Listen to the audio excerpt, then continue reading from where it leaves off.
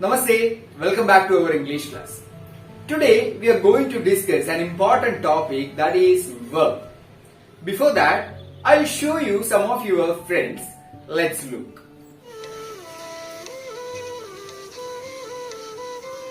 Yes, it's Shivapriya of class 8C and she is dancing, right? Yes.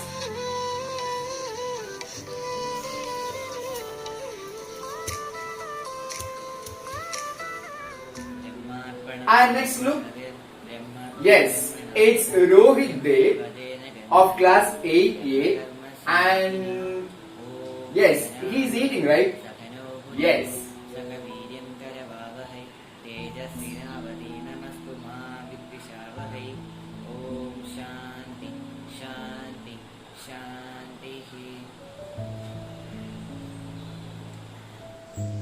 Yes, it's Dev Krishna of class 8B. What he is doing? Yes, he is playing cricket, right? Yes. Okay. Dancing, eating, playing, all these are words show an action, right? Yes. A verb is a word that shows an action or state, and we can classify the verb mainly into two, that is action verb and a state verb. At first, let's look what action verbs are. Verbs express a physical activity or process is called action verbs. For example, playing, writing, reading, laughing, making, cooking, all these are examples for action verbs. Then state verb. State verb expresses a situation or state. For example, likes, on, think, all these are examples for state verbs. Verb can be used as two ways in a sentence. One is helping verb and another one is main verb. He is playing cricket. In this sentence, is an example for helping verb or auxiliary verb and playing is an example for main verb. Next, I'll give you one sentence. Just try to identify the helping verb and the main verb. Ramu is writing a letter. Ramu is writing a letter. Just pause the video and try to identify the helping verb and main verb. Yes, is an example for helping verb or auxiliary verb and writing is an example for main verb, right? Yes. Auxiliary verbs can be divided into two, that is primary auxiliary and modal auxiliary. So next let's look the use of modal auxiliary verbs. So modal auxiliary verbs help us to express mood, feelings or attitude in a sentence. And you know the modal auxiliaries, right? Will, would, shall, should, can, could, may, might. Yes, all these are examples for modal auxiliaries. And in a sentence like, will you please move a bit? Yes, here in this sentence we use the modal auxiliary will, right? Yes, it shows a request. Then let's look another example. I can ride a horse. Yes, in this sentence we use the modal auxiliary can, right? Yes, can shows the ability, right? I can ride a horse. Here in this sentence can shows an ability. So that's the use of modal auxiliary verbs. Next important classification of verb is finite and non-finite verb. I'll show you a chart. It will help you to understand the difference between finite verb and non-finite verb. Let's see. Verbs can be mainly divided into two, that is finite verb and non-finite verb. And non-finite verb can be again classified into three, that is infinitive, gerund and participle. Next, let's look the difference between finite verb and non-finite verb. Finite verbs change their forms when there is a change in the number or person of the subject. On the same time, non-finite verbs do not change their forms when there is a change in the number or person of the subject.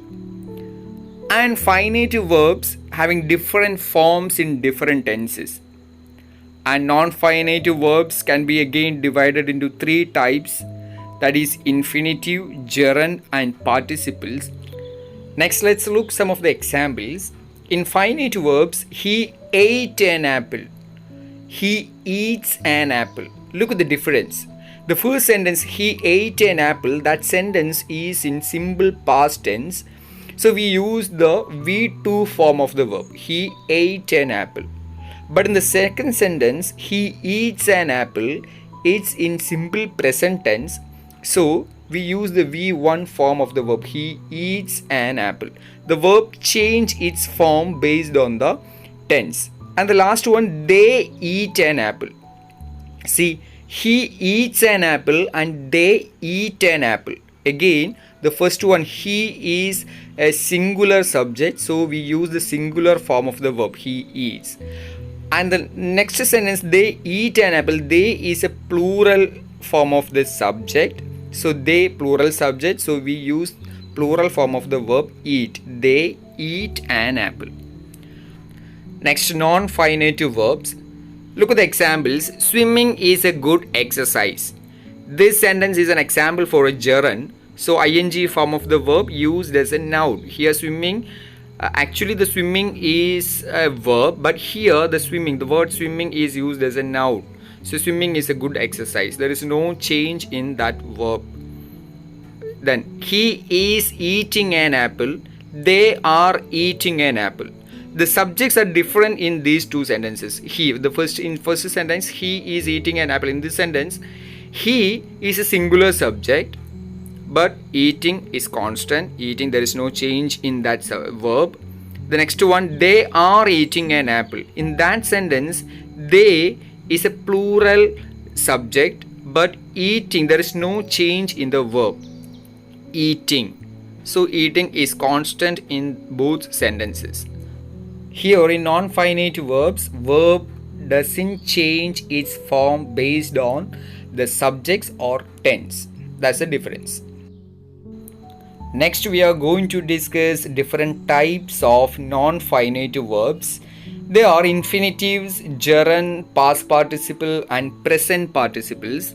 Look at the definitions and examples. Infinitives. An infinitive verb is essentially the base form of a verb with a word to in front of it. And look at the examples.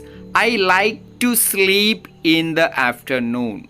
He goes to play. There is no change in verb. So to play, to sleep, to read. Next one, gerund. A gerund is a form of verb that end in ing, that is used as a noun. It looks like a verb but acts like a noun. Let's look some of the examples. Swimming is a good exercise. Here, actually swimming, the word swimming is a verb, but here in this sentence, that ing form of the verb is used as a noun. Then, smoking is injurious to health. Then past participles. You all know that the form of verb typically ending in ed in English, which is used in forming perfect and passive tenses. He has played chess. He had cooked well. So all these are examples. Next one, present participles. The form of verb ending in ing in English, which is used in forming continuous tenses. Present continuous, past continuous, then present perfect continuous tense. In continuous tenses, we use the ing form of the verb. For example, he is playing chess. They are writing a novel. These are the examples. Next, let's look the difference between transitive verb and intransitive verb. Transitive verb. Yes, a verb that take an object to receive an action is called transitive verb. I'll repeat. A verb that take an object to receive an action is called transitive verb. For example, he played cricket. He played cricket. In this sentence, cricket is an object, right? Yes. And that object receive an action, played. So he played cricket. He played what? Yes, he played cricket. So cricket is an object and that object received an action called played. So that is what we call transitive verb. Then intransitive verb, verbs that do not take an object to receive an action, that is called intransitive verb. For example, that baby laughed. Baby laughed. In this sentence, there is no object, right? Baby is a subject and laughed is a verb. So there is no object to receive an action. So these kind of verbs are called intransitive verb. So I hope the transitive verb and intransitive verb is clear for you, right? Yes.